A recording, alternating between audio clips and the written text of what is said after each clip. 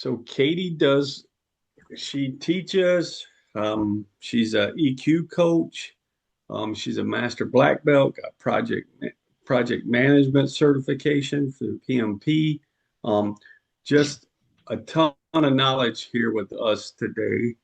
Um, and Katie's going to be talking about early success with your problem solving. I think a lot of times we always jump to trying to solve it, and this is really about early success in your problem solving.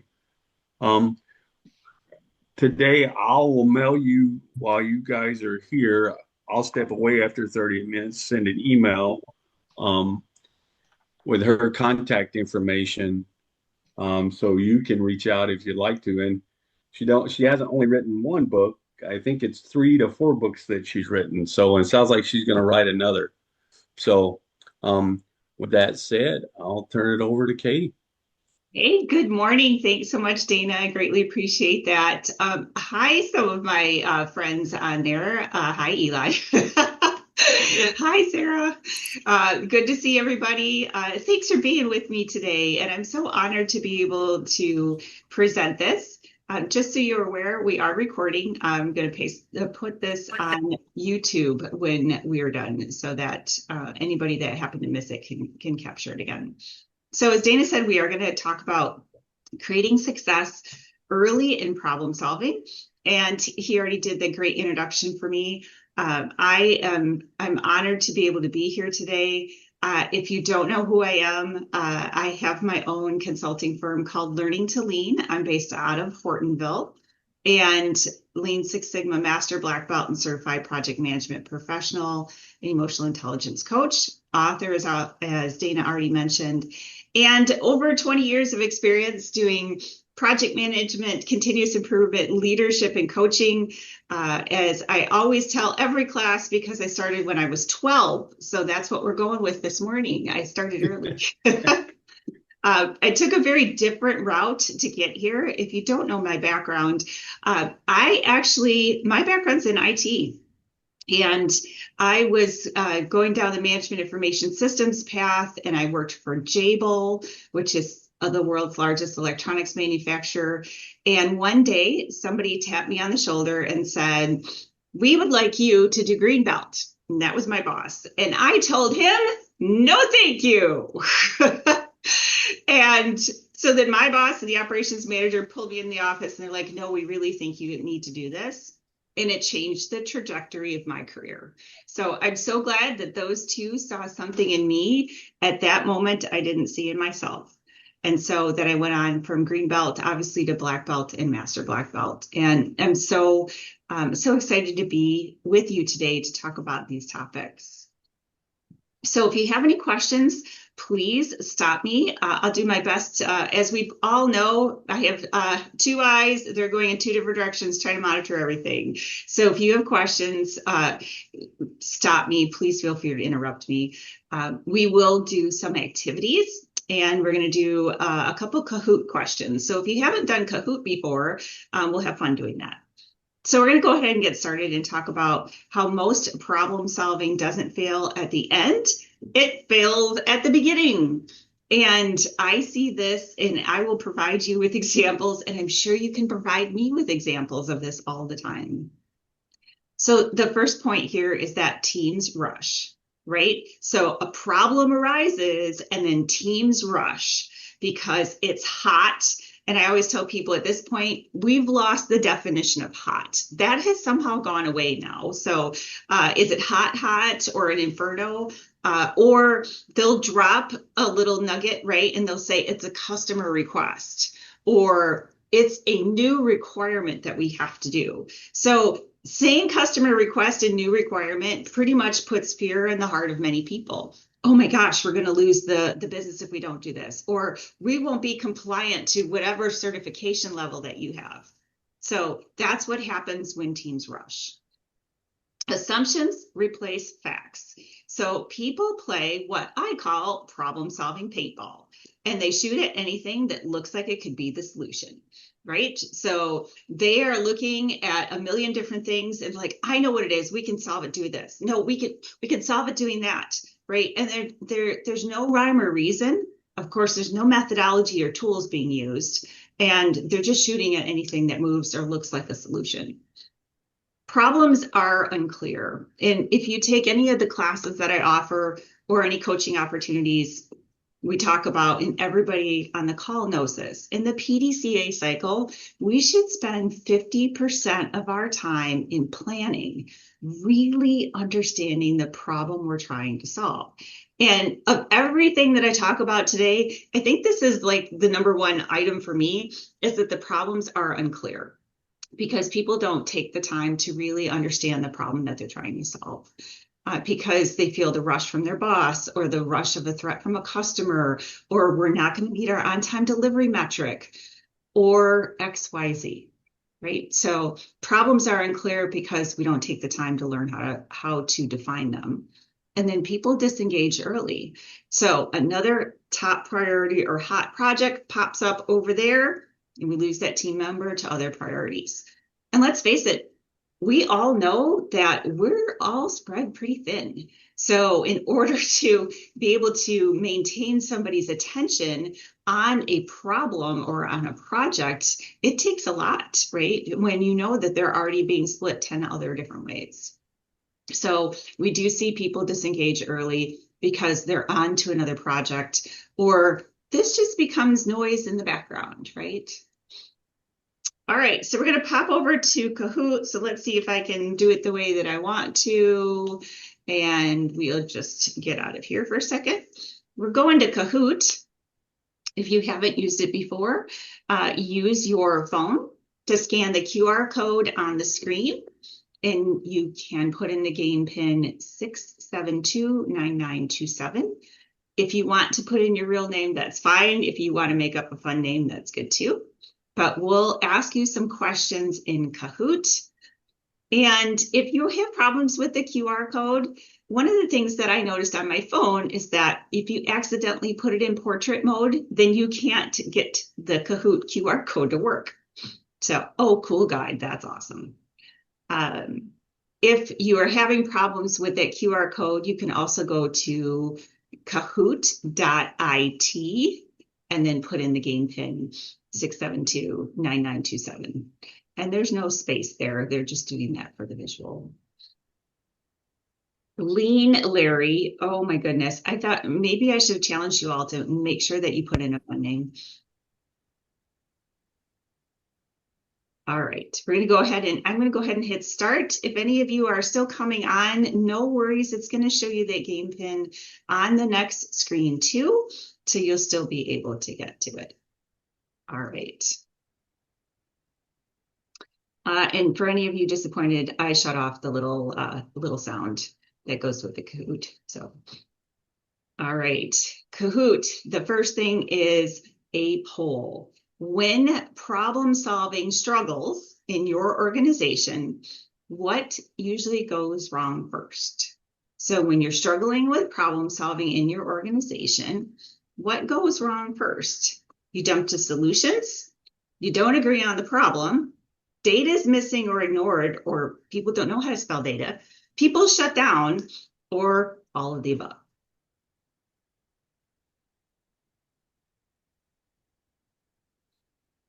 You got 29 answers. All right. We jumped to solutions. I'm not surprised. Anybody else surprised by that? Right? No, I'm not surprised by that at all. Jump to solutions, and then a couple people said data's ignored, and then everybody else said all the above, which is completely understandable. But jump to solutions, I've seen time and time again. And I don't think that they're not doing that maliciously, right? They're just trying to do their best to solve the problem with the knowledge and skills that they have today. So they're not trying to do it in a hurtful fashion. They are just trying to do the best that they can to solve the problem. So let's go back to our second. There we go. Back to our presentation. All right. Okay, so early success. is clarity, which aligns directly with what we just saw, people not understanding the problem. Alignment and trust, not speed. So a key part of this is what I talk about in all of my sessions is a shared problem definition and scope. So this is what I call a measurable problem statement recipe.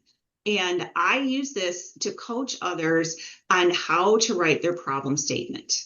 Now, sometimes, or you may have heard me say in the past, that I will say, describe the problem, not the solution. So don't tell me that you need a new tool to do something, you need a new system to do something. Tell me what problem you're trying to solve. Don't tell me the solution to your problem. Okay, we need to have root cause analysis for that. So in order to coach people through trying to understand how to describe their problem, I provide them with this recipe. So in the first part of the recipe, I ask them to tell me what's happening or has happened. Tell me what's going on. And I also coach people and tell them your measurable problem statement or opportunity statement is the greatest form of advertisement you could possibly have for your project. You want your problem written and defined in such a way that people sit up in their seat and wonder, how have we not solved this problem before? Or how have we not taken this opportunity before? So that's why I provide the structure for them. So get it off your chest. Tell me what's happening. Then tell me the target or goal, what metric or behavior you're trying to aim towards.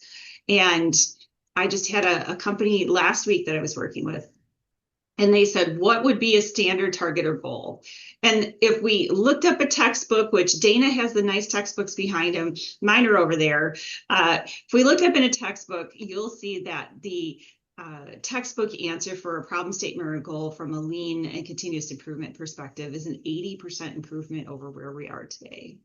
And most people sit back and go, oh my gosh, 80%. How can we do that? And I said, that's your starting figure. Let's work from there, right? What data do we have to be able to support that? And it's so important that we have data to support our problem statement.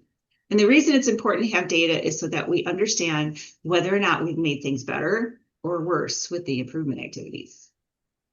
Then we talk about what is the impact to the company. So what is the problem causing? So if we don't fix this problem or what has happened in the past, what is the problem causing? So is it delayed in shipments, right? Your on-time delivery metric isn't hit. Is it customer, not a favorable score for a customer net promoter score? Are you losing employees because of this? I was just talking with a company and we were talking about standard work. They have 0 standard work, donut, no standard work. And I said, do you think that is a contributor to the turnover in your company? And they said, absolutely yes. So why the problem should be solved. So no emotions or solutions. So what bad thing will happen in the future if we don't solve that problem today, right? So you could have food contamination. You may have a recall, right? You may lose a patent. You may have an unsatisfactory report to Wall Street if that's the type of company you work for. So you may lose customers. You may lose your certification, right? So that's why the problem should be solved. And then the scope of the problem that you're trying to solve. So the scope is the line in the sand.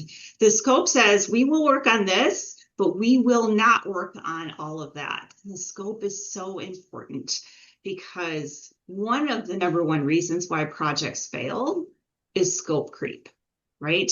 And what happens, it's normally innocent, is that people will come by and go, oh, you're working on that project. Wouldn't it be great if it could do this too? And you're like, oh no, scope creep.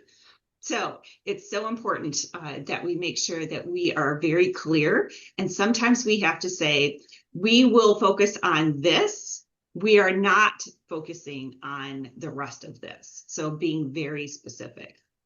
So again, this problem statement recipe that I use and follow, it allows us to have clarity for alignment and trust and not speed. So this takes you a little while to complete, but it's worth it in the end because then we know if we've made things better or worse as we make our changes in our project. Facts before opinions. We need data. We need data, not opinions, so that as we make changes, you understand if you make things better or worse. If it goes into a system, we can obtain the data. And I think sometimes that is a struggle for many companies. Most of the companies that I've been working with or that I've talked to, they don't have the luxury of having an IT team, right? So they have maybe their IT team is a person of one, or their IT team is an outside consulting firm. And it's really hard when every time you have a question or every time you want the data, you kind of have to go to the well, right? And say, hey, can I have this? And how much would it cost for us to get this? And that's challenging. It's a very challenging environment to be in. So just remember, if it goes into a system, we can obtain the data. And sometimes it's easier than others. And I don't want us to forget, and you'll hear me say a couple times today about psychological safety. So do your team members feel comfortable challenging the status quo? Are they willing to speak up? And is it okay for them to have an opinion that's different from everybody else or from the leaders of the organization? So do they feel safe in being able to say, in a polite way, of course, I don't agree with you, or I have a different view of this, or I have a different suggestion for that. And that ties back to PDCA too. When we talk about PDCA, I said, in your organization, is it plan, do, check, freeze? Because sometimes we realize that the solution we implemented made things worse, or it didn't solve our problem. And if you're in a company that doesn't have psychological safety, then you're kind of scared at that point. You're scared to raise your hand and say that didn't work. You're scared to raise your hand and say, we learned something from it, but it didn't solve our problem. So psychological safety is still very important. So we're going to go into some pitfalls and talk about those. I'll give you some examples. And then I'm going to ask you what pitfalls that you have seen in your organization. So the first pitfall is jumping to solutions, as we've already talked about.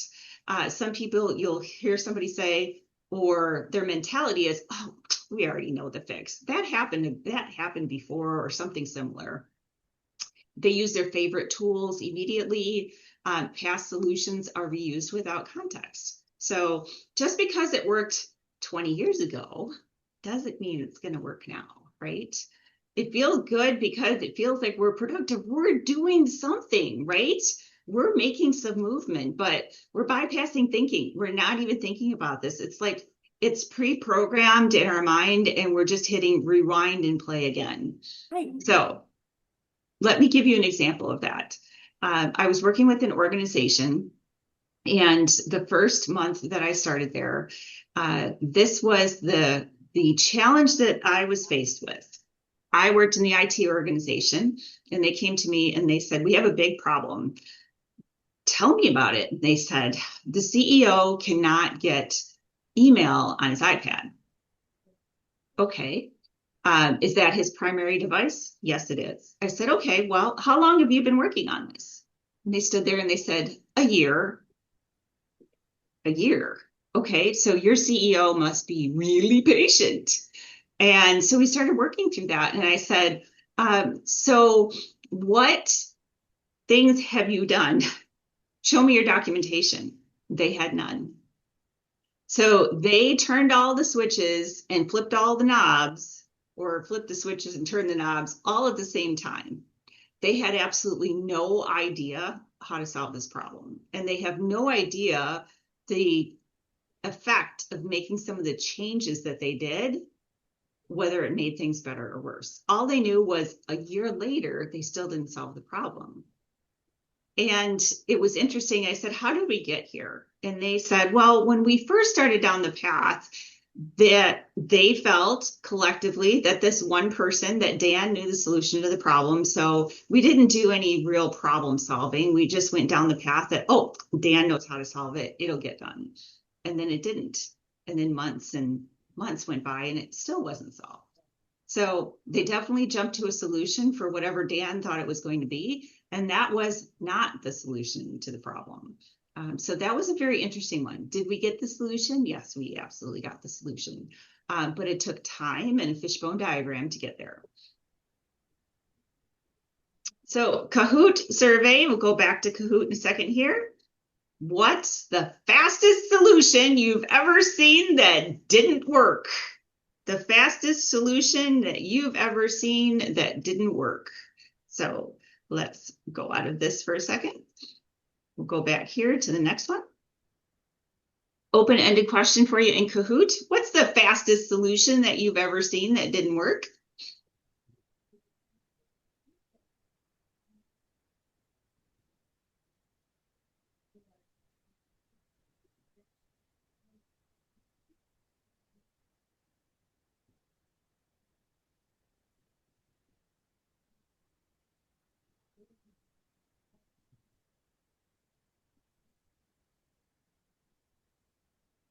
I can't wait to read the answers. So I think in my career, I think that that one strikes a chord that somebody thought that they knew how to solve it. So they put all of the onus for one person to solve this because they thought they understood it and that it never came to fruition. That's probably the fastest. But it wasn't, it was fast in a way that it never solved the problem, but not fast in a way that that actually got to a solution. So all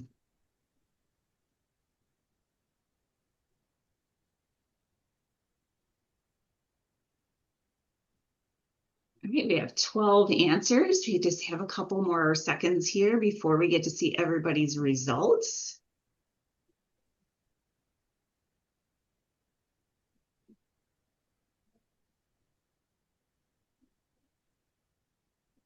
All right, fastest solution you've ever seen that didn't work. Here we go.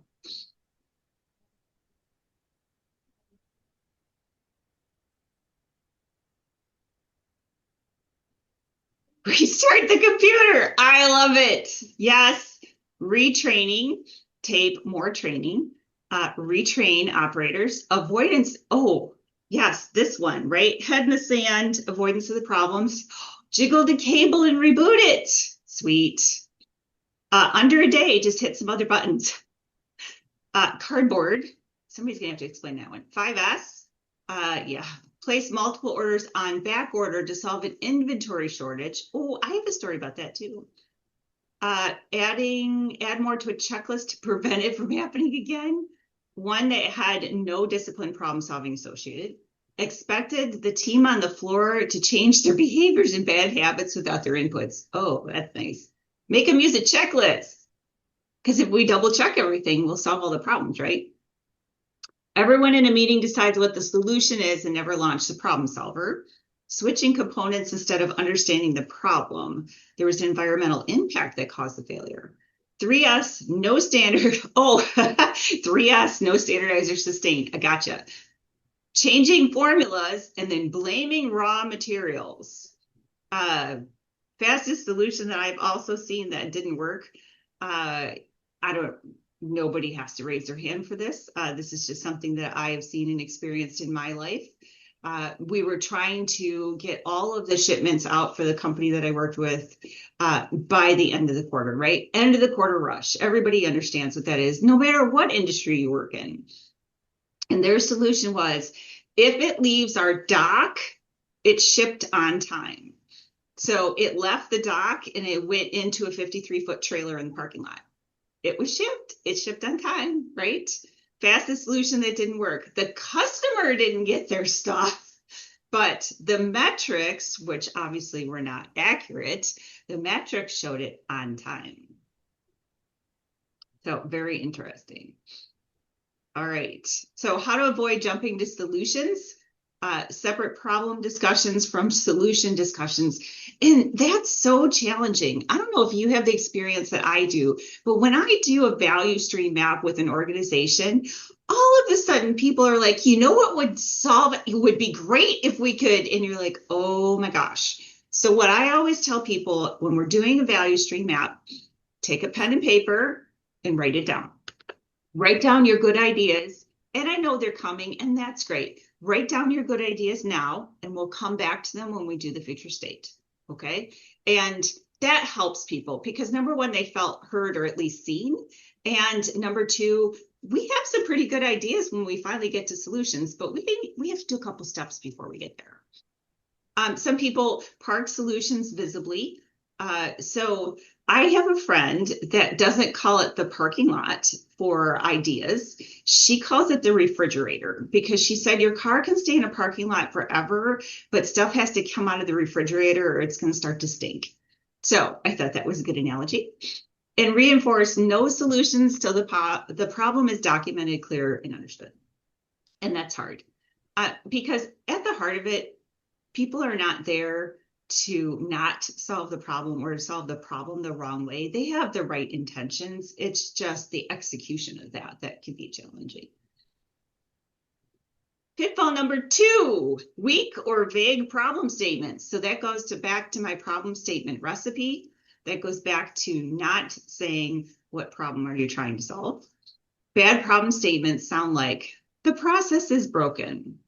And let me say for every IT person on the planet, nobody wants to hear the system is slow. Nobody wants to hear that. They want to hear that yesterday it took me 2 minutes to process the customer order.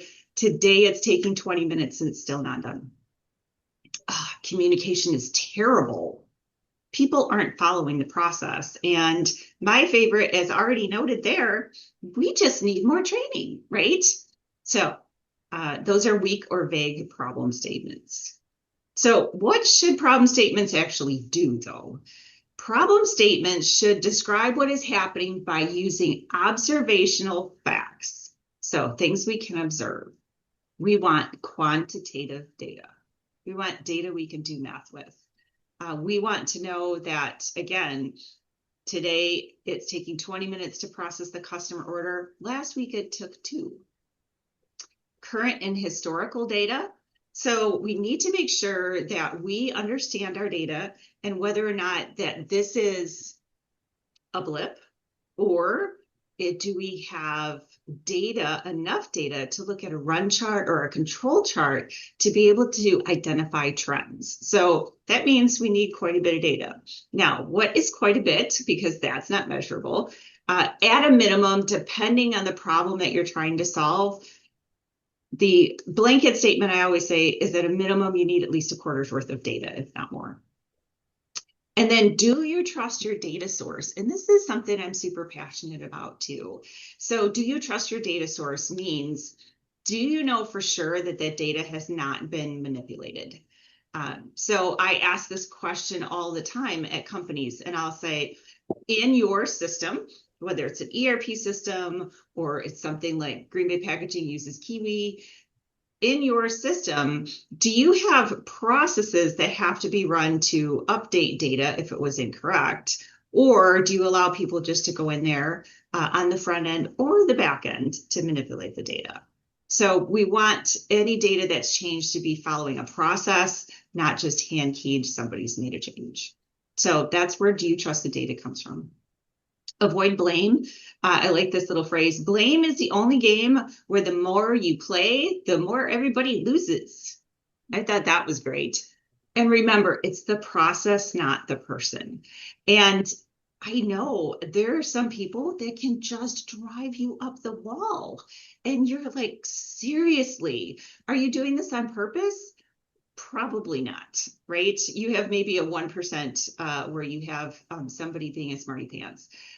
But they're following a process, whether it is a documented standard work process or the process in their head, that process that's broken, not the person. And our problem statement's narrow enough, going back to scope, to act upon. So remember, We are not trying to solve world hunger or boil the ocean. And as an aside, I personally believe that when companies are going on a continuous improvement journey because they have problems to solve, this is the number one area in which people fail. So if your Lean Six Sigma journey has failed, it might be because you have chosen projects that are just too big. And in general, the advice I normally give to people, if you can, is to try to scope your problems or your projects that it can be completed in 3 to 6 months at the most. And it's okay to do phases, right? Then it would be called a program, putting my project management hat on. So make sure you're not trying to solve world hunger or boil the ocean. Okay, we're gonna do a little breakout session here. You can just, if you are together, so I know that we have a couple people, Ellsworth Creamery, you guys are together in a room.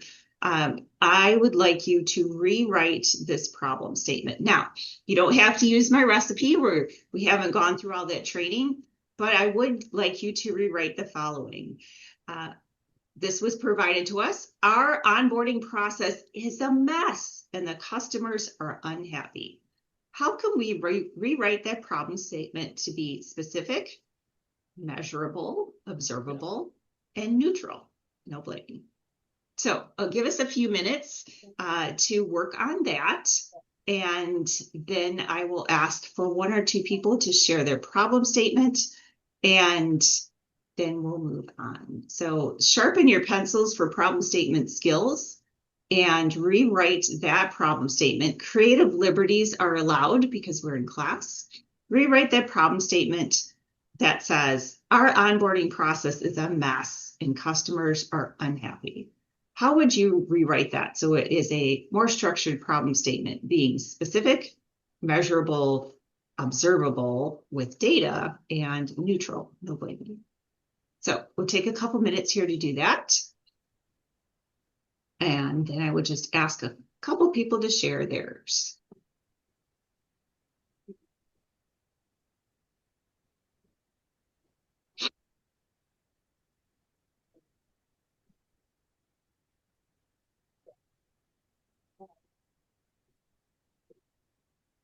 And this sentence isn't something that we've never heard, or we probably say this all the time.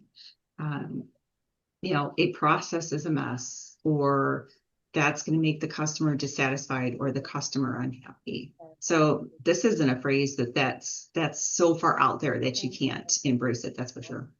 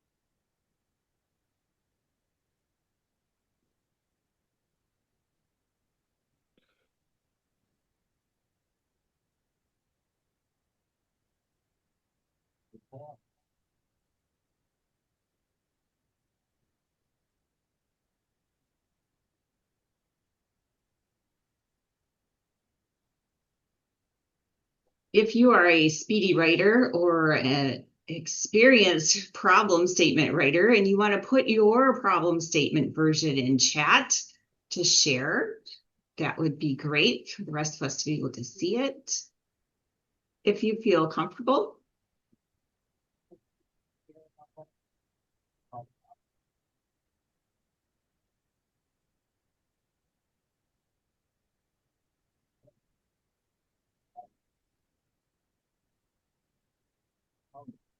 But those strong problem statements really are the foundation to set you up for success within your problem solving activities.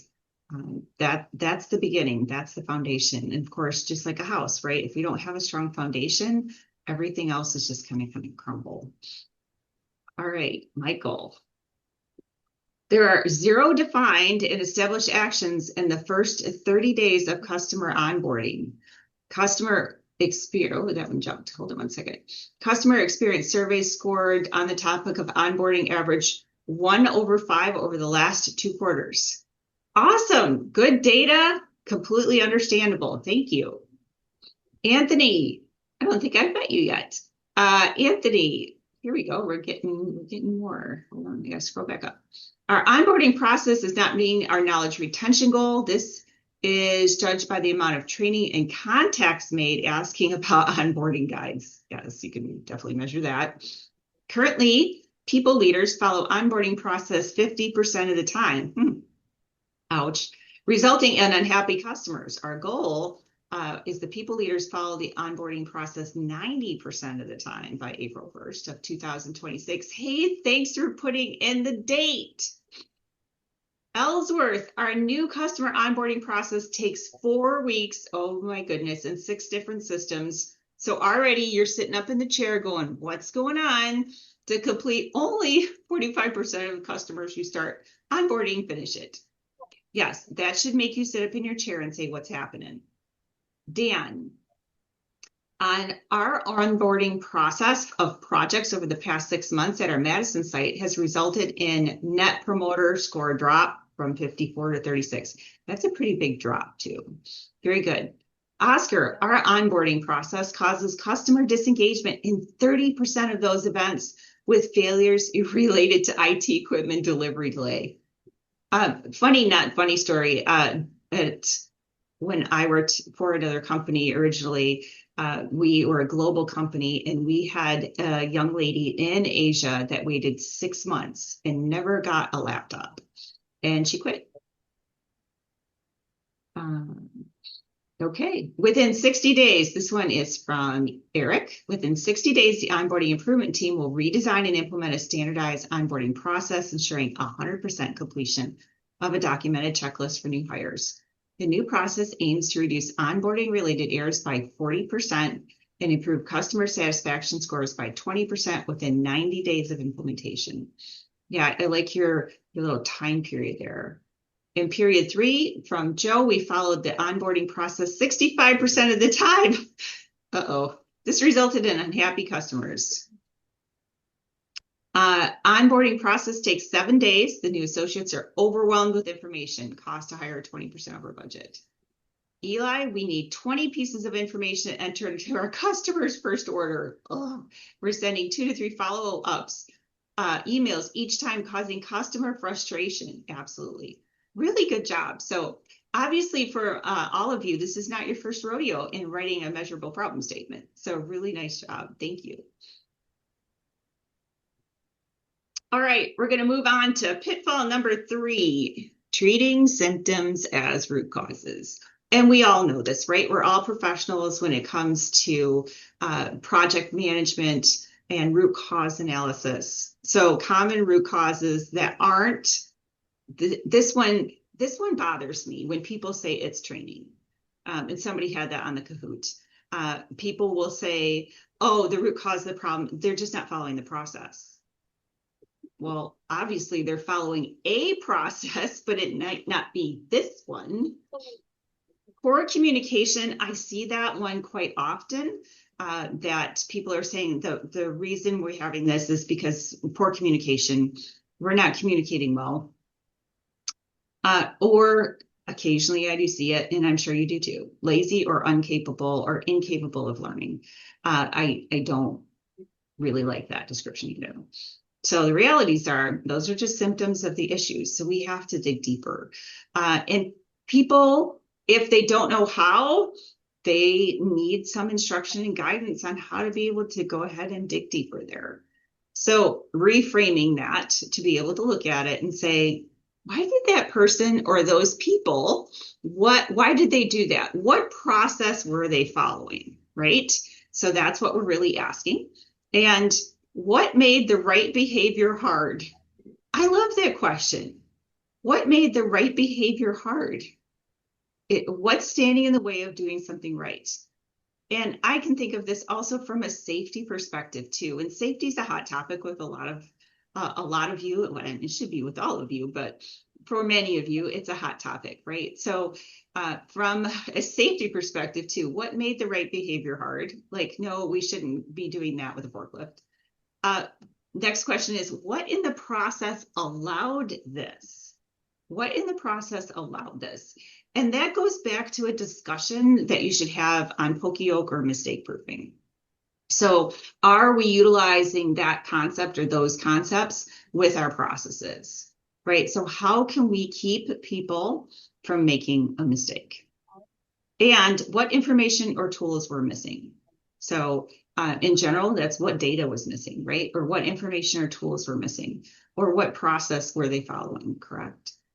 So, all good ways to reframe the question. Question or pitfall number 4, avoiding data or misusing it. So, number 1, like we've already talked about, not understanding your data sources or being able to trust your data. Number 2, using averages only. So that was an interesting conversation I had with somebody yesterday. I was talking about rolled throughput yield, which we look at to understand the efficiency for a process, right? So we're looking at the efficiency for each step, and then we multiply those efficiencies against each other. And she said, why wouldn't you just use average? It looks better. Because then you don't understand the compounded effect of a process step that is not operating at optimal level, right? And then cherry picking examples, which is emotional bias. So emotional bias is when we only show the data that makes us or the process look good. That's what emotional bias is. And it's interesting. I've seen this. I've seen this in real life. I was working with an organization. We were doing a value stream map, and we were working on a finance process. And I said, you know what, let's just take a break. And a couple people left the room. And for the people that were left, I said, this looks too pretty. Has anybody ever had that where you're doing a value stream map and you're like, this looks way too good. This can't be, Eli's like, yep, this can't be reality, right? And I said, this looks too pretty. Is this really what happens in this process? Because I'm thinking in the back of my head, why am I here to help them? I can't help them because it looks fine. And the one lady said to me, no, this isn't how we do it. And I said, why do we document it like that? And she said, because we're afraid of what the leadership team's going to say when they come in and see what it looks like for real. Right? It goes back to that psychological safety too. But making sure, again, that you understand your data source. And it's challenging. I definitely have people that I've met in Wisconsin that are still using mainframe systems. I've definitely met people in our state that are still using Excel files, right? So is it fun to get data from a mainframe or an Excel file? No, it's not. Is it going to take some time? Yes, it is. And that gets to be a little frustrating, especially when you're trying to hurry up and solve your problem. So if you know Deming has a lot of fun things in regards to data. And one of them is, without data, you're just another person with opinion. So that's why it's so important to make sure we have data. So the data will talk if you're willing to listen. And like I tell everyone that I coach or in my classes, I implore them, look at your data. Your data can predict the future. Believe it or not. I feel like Ripley's Believe It or Not. Your data can predict the future. Look at it, right? Start simple. And of course, go to the Gemba, right? Go and see where the work is being done is so important so that you can understand and literally put 2 and 2 together. Oh, this is where that data is coming from. You want to validate assumptions quickly. We all know what assumptions can do for us. So we want to validate them quickly or may say this isn't a valid assumption.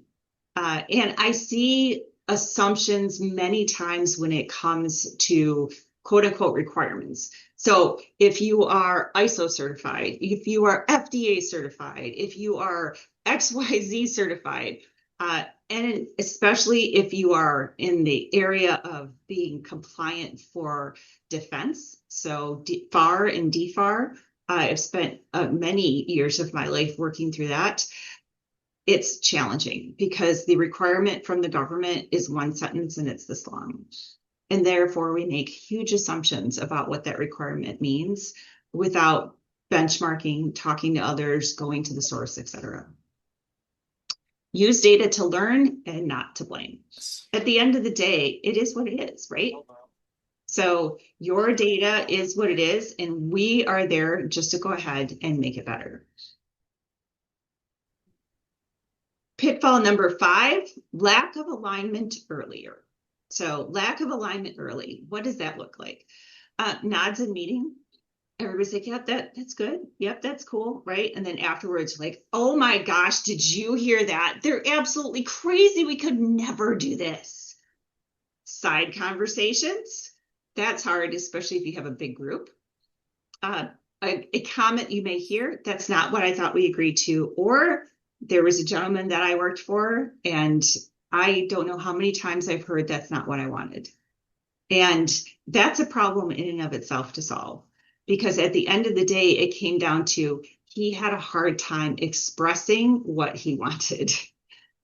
And another one that is a huge pet peeve of mine, attending project meetings with no update as a consistent response to action items, right? So they've checked out, right? They have checked out. If they are with no update, unless that is a true scenario, if you hear no update, they've probably checked out or they're not in alignment with the project or priorities.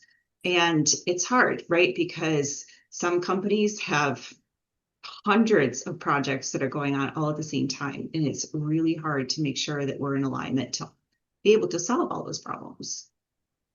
And then there's initiatives, and then there's strategic goals, and there are requirements. So it's a challenge. So how do you create alignment?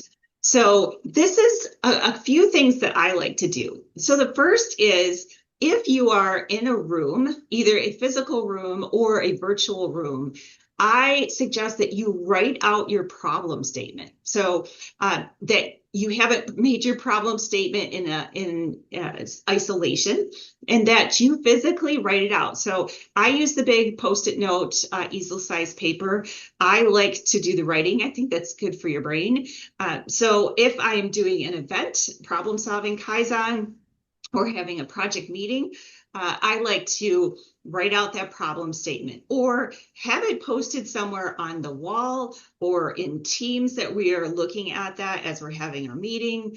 I'm a huge fan of Miro and to be able to have it in there. And I have a customer that turned me on to this. Now, it may seem redundant, but I will tell you that it was amazing to see this. So every time they meet on their project, they review their problem statement every time. So we come into our meeting, it's Katie's turn to review the problem statement. I read it aloud. Next meeting, maybe it's Aaron's turn. Next meeting, maybe it's Doug's. And you're like, why? That doesn't seem very efficient. It didn't at first until something different happened in that meeting. And we were talking about something and somebody said, that doesn't align with the project we're working on. That's outside of scope. And I don't think that they would have noted that or noticed that if they hadn't just heard that project problem statement being verbalized to them out loud when the meeting started. So it's just a little trick that I thought was kind of interesting to do and not have don't just have the project manager do it all the time, because then it sounds like Charlie Brown's teacher. Confirm agreement. So I call it high agreement. So high agreement means, does everybody agree with the problem statement, scope, and goal? Raise your hand.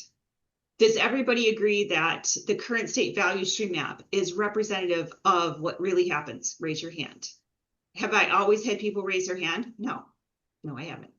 So that's a great opportunity to be able to say, hey, Jeremy, why are you not raising your hand? Right? Or tell me more about this. If you don't want to do raise your hand because people feel uncomfortable, that's not your culture. The other thing I do, and I've done in the past, is I make them sign something fun, value stream map. Here's a fun marker. Go sign your name up there to say that this actually represents what really happens. So that's something else to do. And yep. Hey, Katie, I was just going to say, this is one thing that I've been trying to preach or practice more so than not, because and it's just hitting home, is writing it out, having that alignment, because that alignment is just, if you don't have it from the start, you're wasting your time or you're fighting a very uphill battle. Yep. And that's why I always preach. You can state your problem and you're talking all that, but trying to get what's out of your head into somebody else's head, get it on the playing field, get it on the canvas, and then solve the problem. Yeah, whatever canvas works the best for you. Exactly. And like I said, I like to have it so I can point to it during meetings, right? So you'd be like, it's right there, right? Let's go back to that. Or I notice during meetings sometimes too, people are they're not staring off into oblivion, but they're staring at the problem statement because they're listening and they're processing it through what they're seeing. So that's very cool too. And then again, if your culture allows, ask, is anyone seeing this differently? Right? So things can be left up to interpretation.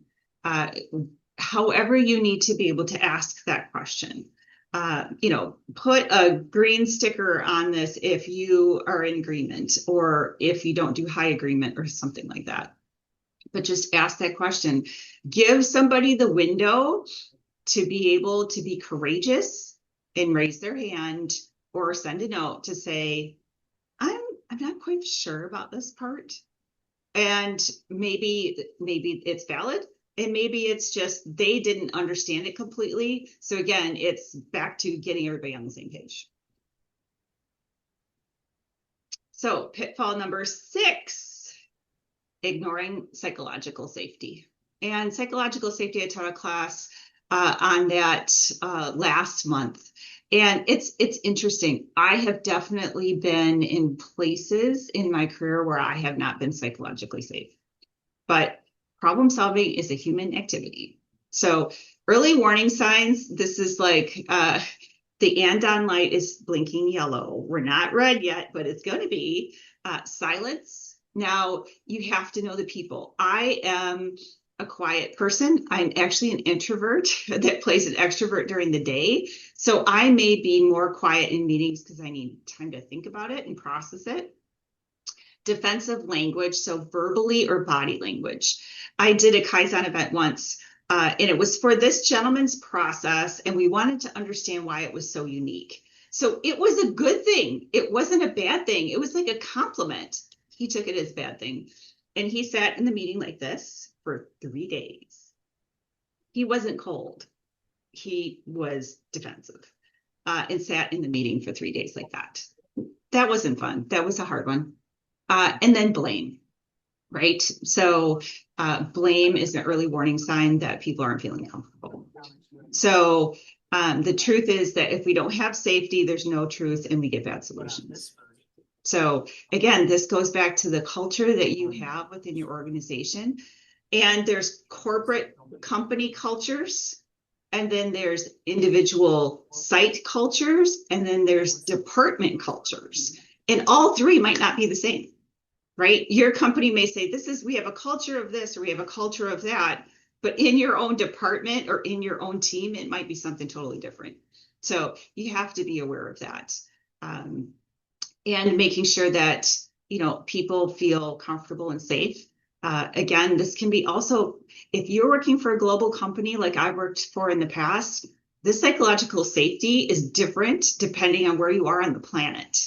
right? So where we feel psychologically safe, maybe in the Midwest, they do not feel the same way in Asia, or they may not feel the same way in Mexico.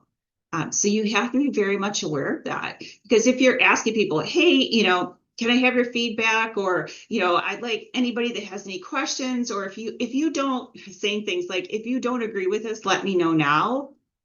People in other cultures literally will not say a word because they just don't feel safe doing it. So this comes back to, some people ask me, like, how do you overcome this? This one is challenging. You can do everything in your power to try to make them feel safe. But again, that's also part of their just inherent natural culture. So I try to be cognizant of, when I'm doing brainstorming activities in particular, I like to do affinity diagrams. Anybody that knows me knows I love my Post-it notes. And affinity diagrams allow for more psychological safety than a mind map or even a fishbone, because nobody has to know who wrote that information down. And if you have a group that you feel like you have some team members that make other people not feel psychologically safe, and you do an affinity diagram, get them all the same color Post-it notes. Then nobody can say, oh, Anthony's Post-it notes were pink and Katie's were blue. So something that you may need to consider. Remember, our process is broken, not the person doing the process. It's not about blame, right? They're executing the process, whether they are following a written document, they're following a video that somebody's posted, or they're following the process in their head. That process is something that we need to improve upon, not improve upon the person. So leader behaviors that matter in these circumstances, right? For psychological safety, normalize uncertainty. And I always, as I coach leaders, I like to remind them that people are watching. People are watching how you respond to things. If every time that there is a problem, you lose your mind over it and it's kaboom. I've worked in organizations where I came in the morning and the administrative assistant for this particular leader would say, don't talk to him, he's in a bad mood. Okay. What's he in a bad mood over, right? There was a lot of uncertainty in that organization. Reward surfacing problems. Now, that doesn't mean here's a quick trip gift card, right? It means thanks for bringing that up. How can we work together to solve it? And just as we've talked about, separate people from process and model curiosity. Somewhere along the way, we've lost our curiosity, right? And we look at that when we talk about the 5 whys. Some people call it the little kids approach, right? Or the little kids theory. It's somewhere along the way, we stopped being curious, or somebody taught us how to stop being curious and asking why. So model curiosity. And that means sometimes throwing out things like, well, what would it look like if we tried it like this? What would make this easier? What would make it better? If money was no object, or as I tell folks, if you could wave your magic wand or click your heels together, what would you have to solve this problem? So model curiosity. All right, so we're going to go back to Kahoot. And what is your biggest early pitfall that you see on your team today? So we'll go back to Kahoot. Biggest pitfall. So we're looking at the 6 that I just reviewed with you. What is the biggest pitfall that you see on your team today? So number 1, jumping to solutions. Number 2, weak or vague problem statements. Number 3, treating symptoms as root causes. Number 4, avoiding data or misusing it. Number 5, lack of alignment early. Or number 6, ignoring psychological safety. And I know some of you are thinking in your head, Katie, why didn't you put all of the above? Ooh, interesting. Okay, so 30% treating symptoms as root causes, then followed with pitfall of jumping to solutions, and then a tie between alignment, lack of alignment early, and weaker vague problem statements.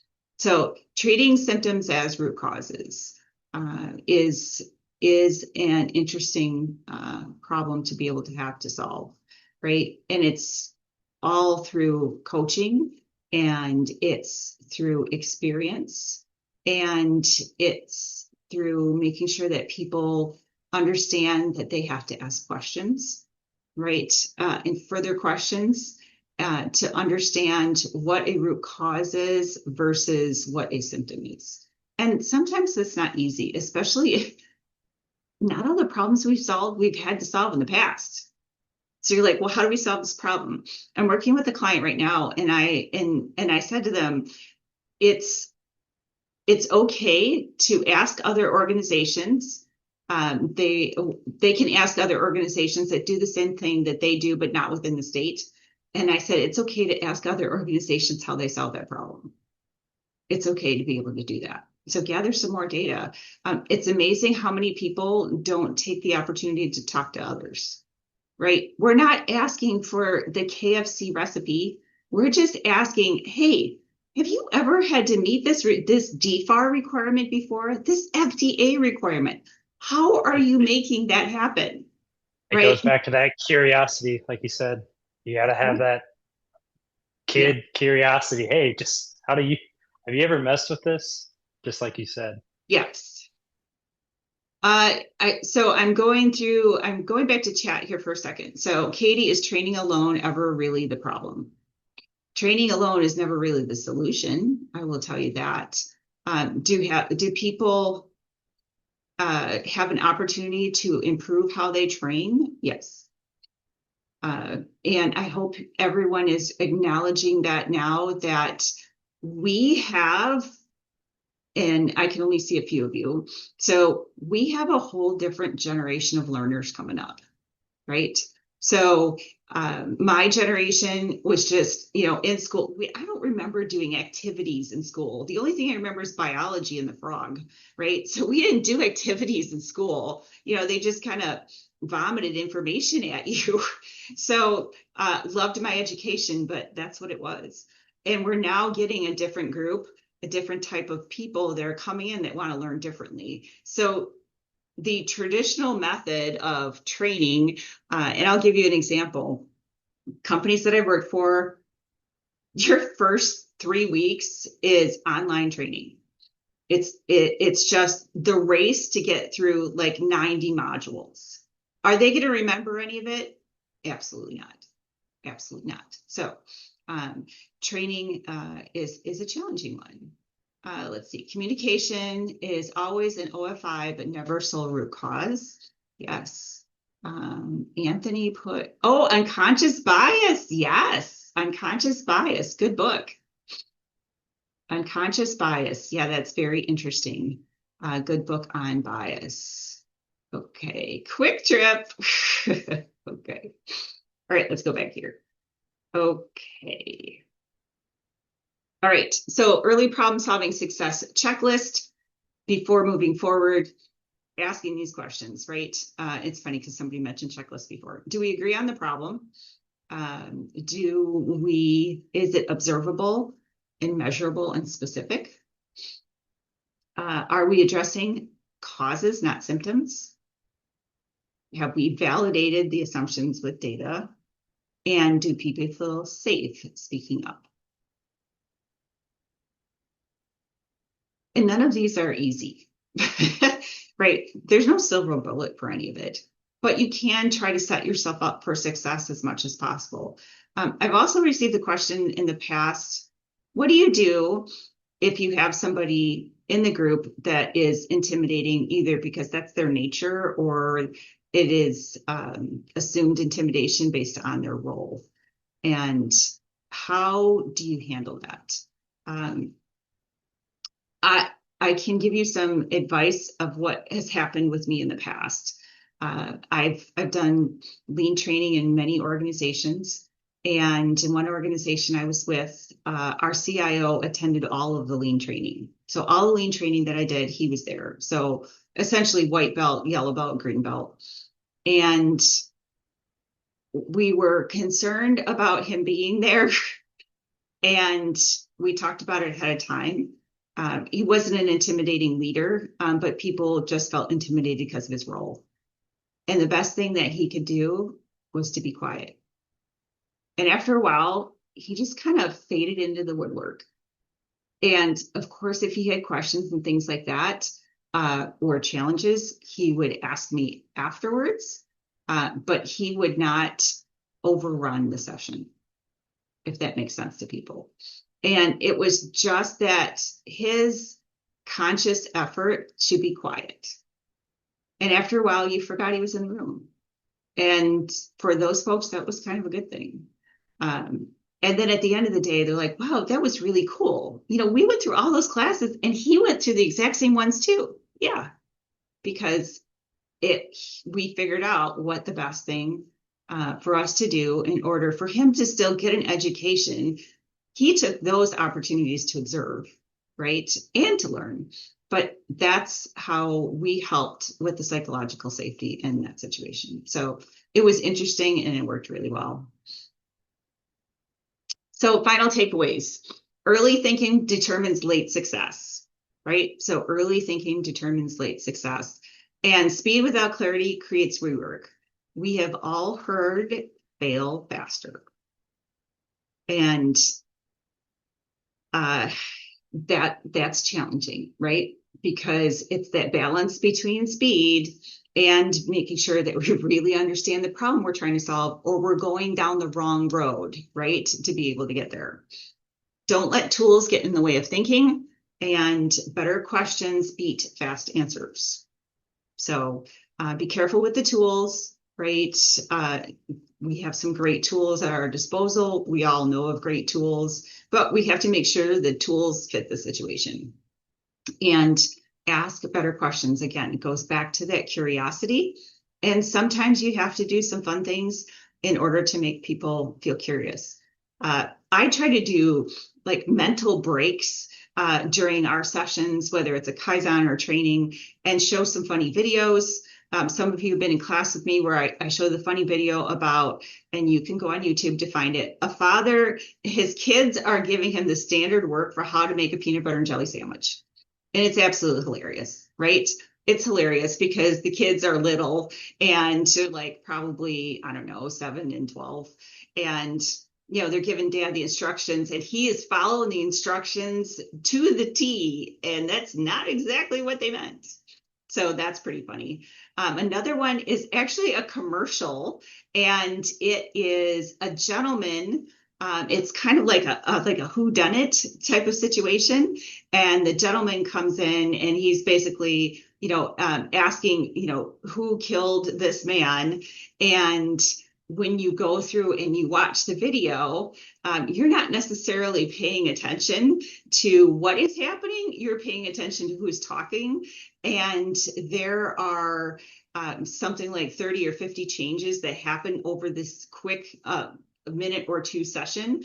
And that one's pretty cool for people to watch too, because they're like, what just happened? I'm like, look at the end, it's not even the same dead guy.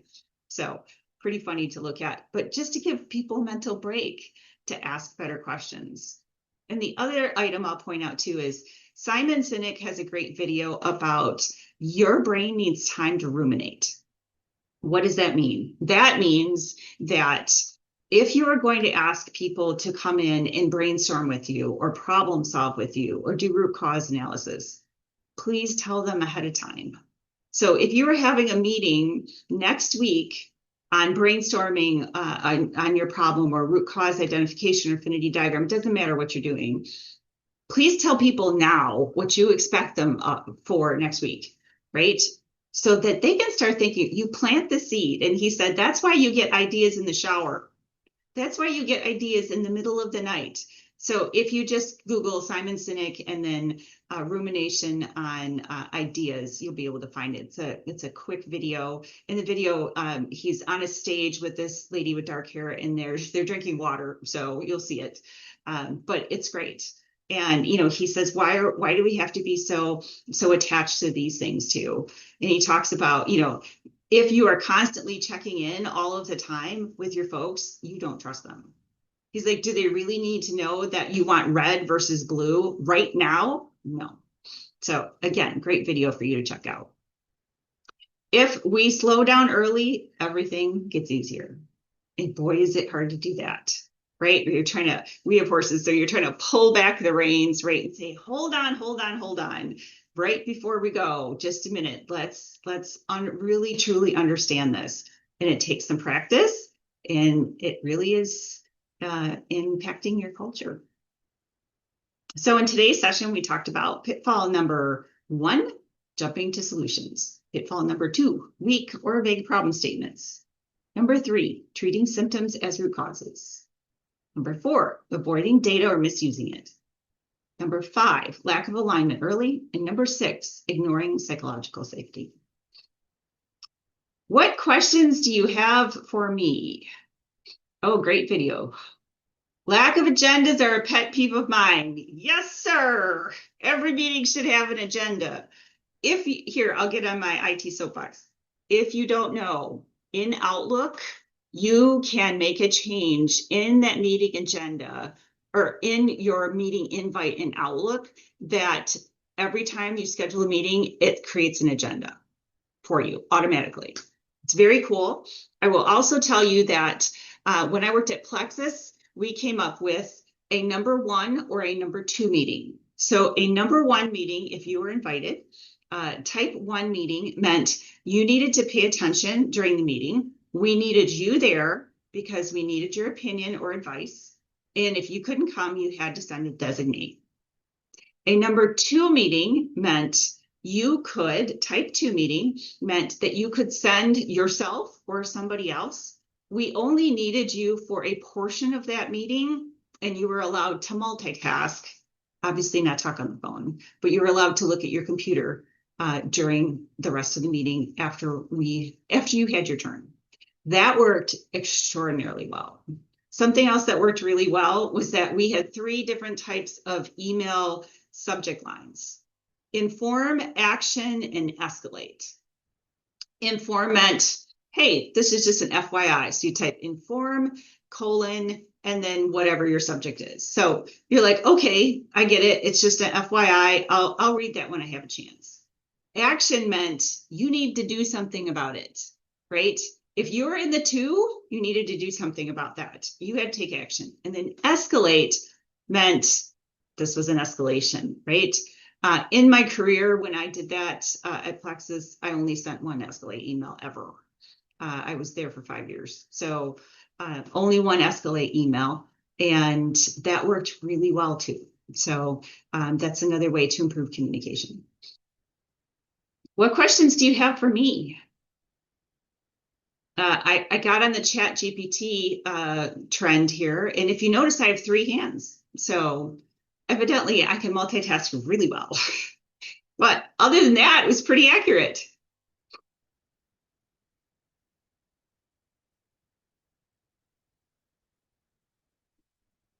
Okay. Well, thank you so much for your time. It truly was an honor to be able to be here with you today. And please, if you have any questions or if there's any way that I can help you to be successful and realize revolutionary change, please contact me. Thanks and have a great day.